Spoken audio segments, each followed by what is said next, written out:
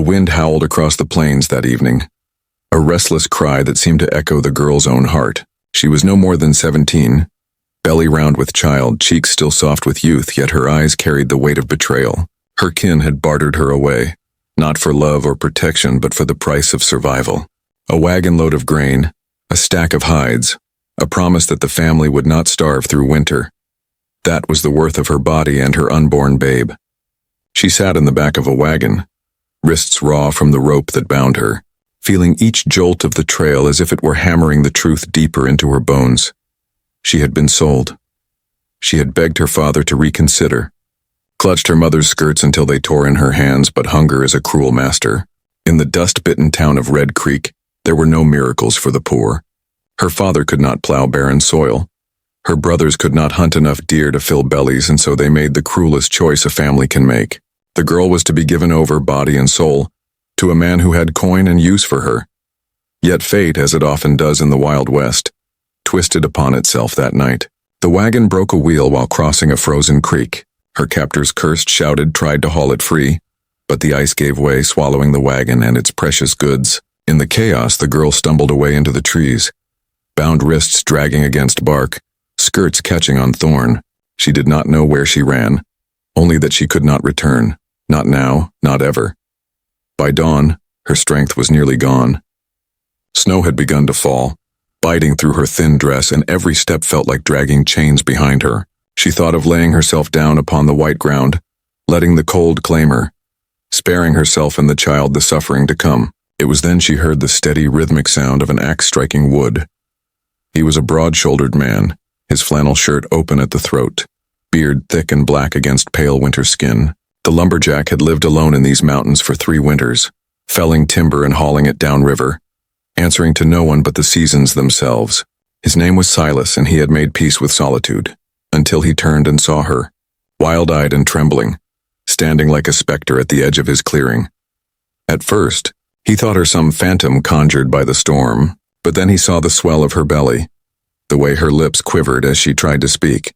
He dropped his axe into the snow and came forward, steady as a bear in the woods, voice low so as not to spook her. She flinched, tried to step back, but the ground slipped beneath her shoes, and she collapsed into his arms. Silas had hauled logs heavier than 2 men, but never had he felt the strange weight of this girl in his embrace. Her skin burned with fever, her pulse beat weakly against his hand. He carried her inside his cabin, laid her on his bunk, and stoked the fire until flames roared in the hearth. All the while, questions battered his mind. Who was she? Why was she alone? How had she come to be half dead in the snow? Yet he asked none of them. The West was full of secrets, and he knew well enough that sometimes asking could kill a man. As the storm raged outside, Silas tended to her. He cut her bonds with his hunting knife, rubbed warmth back into her hands, spooned broth past her lips when she stirred. In the flicker of firelight, he saw the bruises on her wrists, the hollowness of her cheeks, the way her body curled protectively around the child she carried. Something fierce welled up in him then, something he had not felt in years, a vow that whoever had done this to her would never touch her again. When she woke, her eyes met his, full of suspicion and sorrow, but also a glimmer of something else, hope, fragile and uncertain. And so began the story of a girl discarded by her blood, and the lumberjack who found her in the storm. The cabin was small, built of pine logs rough-hewn and stacked by Silas's own hand. But to the girl it felt like a fortress. The storm outside beat against the walls, yet within, the fire gave off a steady warmth, and for the first time in weeks she did not feel the ache of hunger gnawing her belly. Silas moved about the single room with a quiet care that seemed unusual for a man his size. He was broad-shouldered, his frame built by years of hauling timber, but he trod the floor with the caution of one who feared breaking fragile glass. When she woke fully, he offered her water, then broth, his voice low and even. "You're safe here," he told her, though he gave no promises beyond that. She studied him with wary eyes, her hand instinctively resting on the curve of her belly. Trust was a luxury she no longer possessed, yet something in the way he spoke, no demands, no bargains, no threats, eased her enough to swallow what he gave her. She told him her name at last, Clara. It slipped from her lips like a confession, a name she had not spoken freely in weeks. Silas nodded but asked nothing more, as though he knew her story without needing the words. Still, in the days that followed, Pieces of her truth spilled out in fragments like loose stones tumbling from a crumbling wall. She spoke of her father's debt, her mother's tears, the men who tied her wrists and loaded her into the wagon. She spoke of the cold nights on the trail, the shame pressed into her skin by those who bargained her life away. Silas listened, saying little, yet within him a slow-burning anger kindled. He had seen cruelty in the West before. Men who beat their wives, outlaws who took what they pleased, settlers who abandoned the weak to save themselves. But to sell one's own blood, to trade a daughter's body for grain, was a wound to decency itself. Still, he did not speak his fury aloud. Instead, he split more wood, salted more meat, and quietly built the life she would need if she chose to stay. As the storm gave way to clear skies, Clara began to step outside the cabin. She wrapped herself in one of Silas's old coats, the sleeves hanging past her hands, and wandered the clearing like a bird, testing wings not yet broken. She watched him fell trees with clean, powerful swings of his axe, watched him haul the logs with strength that seemed inexhaustible, and yet when he turned to her, his eyes softened, as though she were not a burden or a stray, but something precious. There were moments when silence stretched between them, heavy with what neither dared to say. She feared him discovering how deeply she longed to belong here, how desperately she wanted this cabin to be her sanctuary. He feared her seeing the tenderness stirring in his chest, a tenderness he had buried years ago when the frontier claimed everyone he loved. But silence could not hold forever. One night, as snow fell in soft flurries, Clara sat by the fire, mending one of Silas's shirts with thread she had found in a small box by the hearth. Her fingers trembled, not from cold but from the strange intimacy of the act. When Silas returned from stacking wood, he paused in the doorway, watching her bent over the cloth, her hair catching the firelight like strands of gold. "You don't owe me this," he said quietly. She lifted her gaze, startled, then smiled faintly, a smile that carried both sorrow and defiance. "And you don't owe me life, but you gave it anyway." Their eyes held across the room, and in that moment something shifted. Not yet love, not yet trust, but the first fragile thread of a bond neither could deny. Still, danger lingered beyond the trees. Clara's kin would not easily let go of what they saw as theirs to trade. Men who trafficked in human misery did not accept loss lightly, and word of a girl who escaped into the mountains had begun to spread through taverns and camps. For now, though Clara slept in peace upon Silas's bed, while the lumberjack sat by the fire, axe within reach, listening to the whisper of the wind and vowing that no man would ever take her again. The days in the clearing passed slowly, yet for Clara each one felt like borrowed grace. She had lived so long in fear that peace itself seemed unnatural, almost like a trick waiting to collapse beneath her feet. But in Silas's cabin, time took on a gentler rhythm. Mornings began with the hiss of the kettle on the fire, the scent of pine smoke filling the air, and the sound of his axe striking wood outside. Evenings ended with the crackle of the hearth and the steady silence between them, a silence that carried not menace but comfort. Clara found herself watching him more than she wished to admit. Silas was a man carved from the land itself, shoulders broad as felled logs, hands rough with calluses. Yet when he reached to pass her a cup of water or to steady her as she stepped down the porch steps, his touch was as careful as if she were porcelain. He never asked for more than she could give, never took advantage of her vulnerability. In a world where every man she had known sought to claim her, here was one who simply gave. That more than anything unsettled her heart. Her belly grew heavier as the weeks passed, and Silas, without speaking of it, began making preparations. He carved a cradle from oak, shaping it with painstaking care, though he told her only that he needed something to occupy the long winter nights. Clara knew better. She would wake sometimes in the middle of the night and see him bent over the wood, lamplight glowing on his face, his jaw set in quiet determination. He was building more than a cradle. He was building a promise. Yet shadows still lingered. Clara's dreams were haunted by the memory of the men who had bound her wrists, their laughter like rattlesnakes in the dark. Sometimes she woke with a cry, clutching her belly, tears burning her eyes. Each time Silas would be there sitting up beside her, his large hand steady on her shoulder. He did not speak false comforts. Instead, he told her simply, "You're here now. They won't touch you again." And though he could not chase away her nightmares, those words rooted in her like seeds. As winter softened into the edge of spring, Clara ventured further into the woods. She found strength in movement, gathering berries when the snow melted, learning to chop kindling under Silas's guidance. Once, as she lifted the axe awkwardly, it slipped and nicked her boot, causing her to stumble. Silas was at her side in an instant, his hand steadying her elbow, his voice firm but not harsh. "Slow," he said, eyes meeting hers with an intensity that sent warmth rushing through her. "The land will give what you need, but only if you respect it." She nodded, but her heart raced for reasons that had nothing to do with the axe. Their bond deepened in unspoken ways. When Clara hummed an old lullaby by the fire, Silas paused in his work to listen, his eyes softening in a way she had never seen before. When she burned her fingers trying to cook, he ate every bite anyway, pretending not to notice the bitter char. There was no declaration between them, no bold confession of love. Yet in the hush of the forest, in the rhythm of days spent side by side, something undeniable grew. But the West has a way of testing every fragile piece. One evening, as Silas hauled logs back from the ridge, he noticed signs that chilled his blood. Hoofprints too fresh, tobacco ashes where no man should have been smoking. He had lived alone long enough to know when strangers had wandered too close. That night, he sharpened his axe until its edge gleamed, then cleaned the old rifle he had not touched in years. Clara watched him, her face pale in the firelight, sensing the change in the air. "What is it?" she asked softly. Silas looked at her, at the swell of her belly, at the fear flickering behind her eyes. He did not want to frighten her, but neither could he lie. "Men have been near," he said. "Maybe hunters. Maybe worse," she understood. The past she had fled was not finished with her. The storm had hidden her for a season, but storms pass, and debts in the West are rarely left unpaid. That night, as Clara lay in bed listening to the wind in the trees, she knew the fragile world they had built was about to be tested, and in the glow of the dying fire, Silas sat with rifle across his knees, vowing once again that no man would take her from him, not while he still drew breath. The nights grew longer, though spring had begun to loosen the grip of winter. Clara could feel it in her bones. The air was not quite so bitter. The trees seemed to whisper with new life.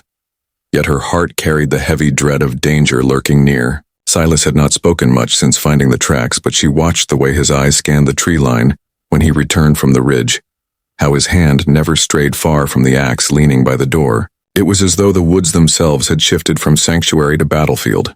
Still, the cabin remained their world. Clara busied herself with what small tasks she could manage, though her body grew heavier each day with the child pressing down on her. She mended, she swept, she stirred pots of beans and venison while Silas split logs outside. Sometimes, when she caught him watching her through the window, she felt an unfamiliar warmth rise within her chest, a longing both frightening and sweet. She had not believed in love. How could she when her own family had bartered her away like livestock? But this quiet life, this man who asked for nothing and gave everything, was teaching her to hope again. Hope, though, is fragile in the West. One afternoon, Clara stepped outside to gather water from the creek. She moved slowly, her belly making the task awkward, but she cherished the fresh air, the sight of the trees budding with green. As she knelt at the water's edge, she caught sight of something that froze her blood. A glint of metal between the trees, the unmistakable shape of a horse's bridle, half hidden in the brush. The horse snorted softly, shifting, and though no rider showed himself, Clara knew she was being watched. Panic surged through her, but she forced herself to walk back to the cabin, each step measured as though she had seen nothing. Once inside, she dropped the bucket and clutched the table, her breath ragged. When Silas returned, she told him in a trembling whisper what she had seen. His jaw tightened. "They've found you," he said simply. The weight of those words pressed against her chest until she thought she might break. But Silas did not falter. That night, he set traps around the clearing, checked the rifle twice over, and stacked extra wood against the door. Clara wanted to ask him if they should run, if they should flee deeper into the mountains, but one look at his face told her the truth. Silas was not a man who ran. The following days were thick with tension. Clara scarcely stepped outside while Silas ranged further into the woods, always returning with news written in his silence. He saw smoke once rising faint in the distance. Another time, he found the remains of a fire not 2 miles away. They were closing in. Yet amid the fear, something else began to grow between them, as natural as the green shoots pushing through thawing earth. Clara found herself speaking more in the evenings, telling Silas of her childhood before hunger and betrayal, of the way her mother used to hum while kneading bread, of the dreams she once had of becoming a teacher. Silas listened with a quiet intensity as though every word she spoke was a rare gift. In turn, he told her of his own past, of the logging camps he had worked in, of the brother he had lost in a mining collapse, of the solitude he had chosen because grief had hollowed him. Their confessions bound them tighter than silence ever could. In sharing pain, they found comfort. In revealing loss, they discovered a fragile kind of family. And yet, the shadow of violence loomed ever closer. One evening, as Clara sat by the fire, she heard a distant sound that made her blood run cold, the echo of a gunshot rolling through the mountains.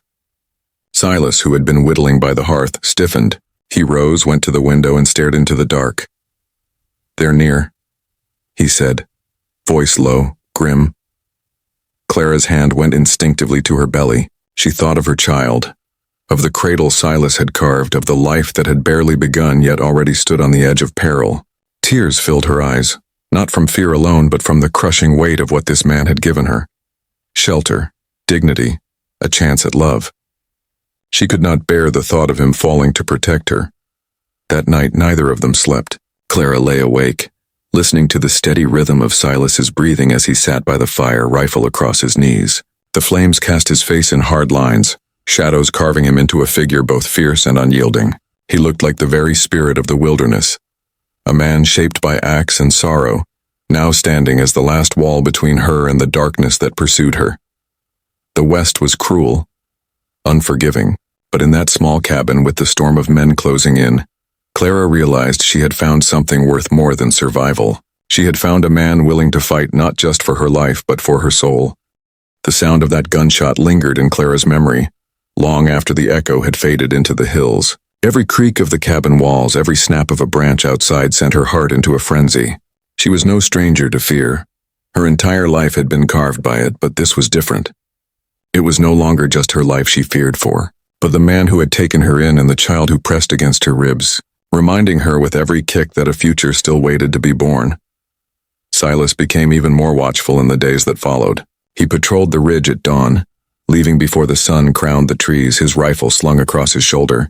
When he returned, he bore no fresh game, only silence heavy as stone. Clara could read the truth in his face, though he spared her the details. The men were out there watching, waiting. The West was a cruel teacher. When men wanted what they believed was theirs, they would bide their time like wolves until the moment to strike revealed itself. Still, life within the cabin could not halt completely.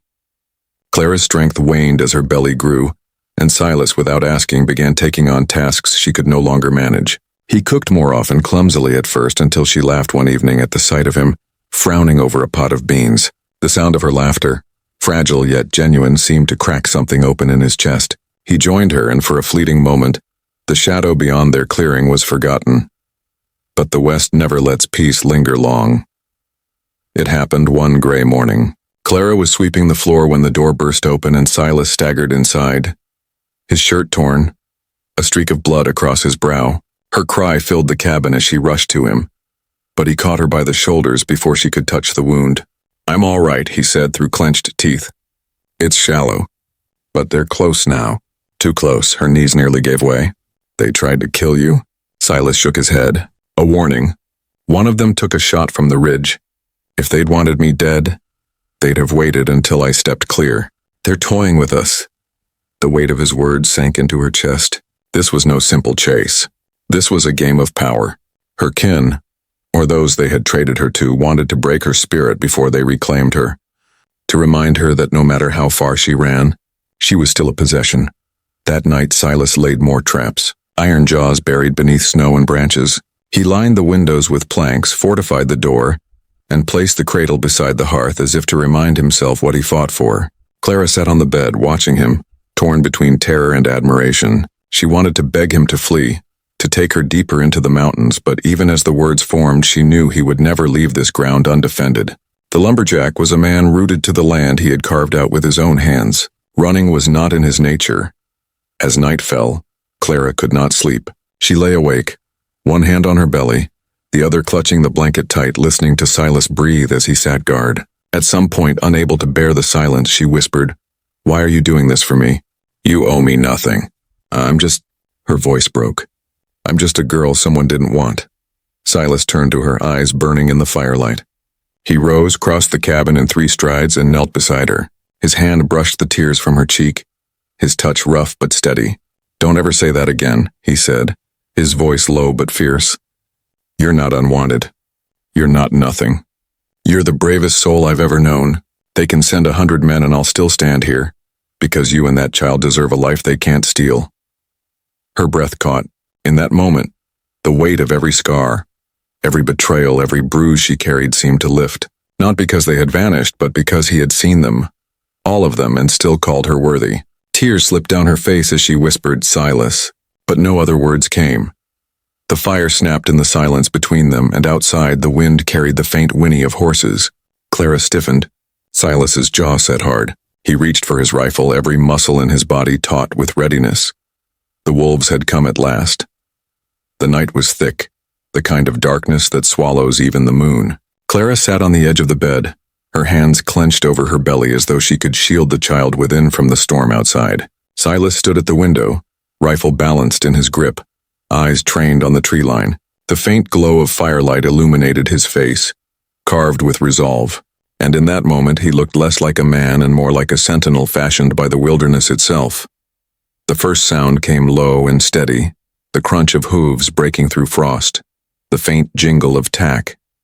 Then voices, coarse and careless, drifting through the trees. Clara's pulse quickened, terror knotting her chest, but Silas did not flinch. He had been waiting for this. A shadow broke from the tree line, then another, until 6 men emerged, their outlines faint in the fire's glow. They spread across the clearing like predators circling prey. Clara recognized their kind instantly. Rough faces, scarred hands, the kind of men who lived by cruelty and coin. One stepped forward, taller than the rest, his hat pulled low over eyes that gleamed like a snake's in the dark. "We ain't come for trouble," he called, though his grin told another story. "We've come for what's ours. Hand the girl over, Lumberjack, and we'll be on our way." Clara's breath caught. The words were a knife twisted in her chest. She rose from the bed, tears stinging her eyes, but Silas lifted a hand without turning, steady and firm. "She ain't yours," he said, his voice carrying across the clearing like the crack of a felled tree. "She was never yours." The men laughed, the sound cruel and hollow. The leader tilted his head, spitting into the snow. "You think you can stand against us, mountain man? 1 rifle, 1 axe, and you reckon that'll stop 6? Silas stepped forward then, the door creaking as he pushed it open, rifle raised. The firelight caught his figure as he stood on the threshold, broad and unyielding. "Try me," he said simply.